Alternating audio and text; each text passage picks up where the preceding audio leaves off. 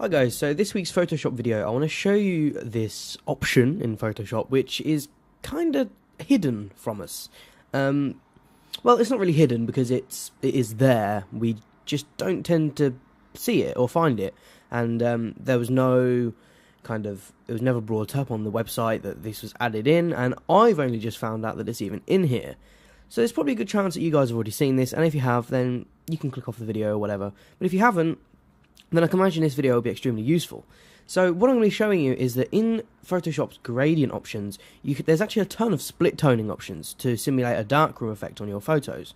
Now, I didn't know this, and not many other people did either, so I'm just going to go ahead and show you how you access them. So you go onto your adjustments and your gradient map, and then double click on the actual little gradient here, and then on the little settings cog, there's photographic toning. There's also other stuff as well, like special effects, spectrums, metals, pastels and stuff like that, but we're going to focus on the photographic toning. So what you've got here is a ton of new kind of gradients which you can add to your photo. So we'll just click through some of them so you can see. So what they do is they add real nice a nice split toning kind of gradient onto your image, which actually does look really nice. And obviously you can lower the opacity of this effect and make it not as sharp and not as, bright and vivid as you'd want necessarily.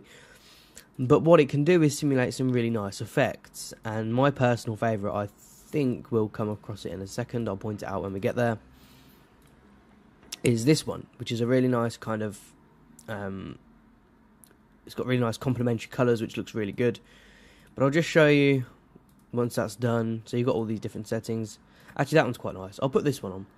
I'll press OK, and then obviously if you want to, you can lower the opacity and still give it that nice kind of bluey kind of feel. And obviously you could probably simulate this by going on your colour balance, but the gradient is still different. See, whereas if I just put a blue layer above the image, say if I took this blue, made it a little lighter, and just added a gradient over it, and then put it on overlay, so you don't get that same effect. Even if I put it on normal, you still don't get that same effect. It washes out the colours, whereas with the gradient map, you keep all your details and your colours, and it just adds the colour over. Does that make sense?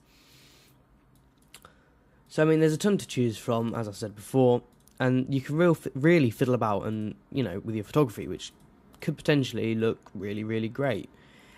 That's a really nice one as well. And obviously, if you want to simulate a kind of split toning effect, it's always nice to go onto your filters, add a little bit of noise, and that to me looks really, really nice.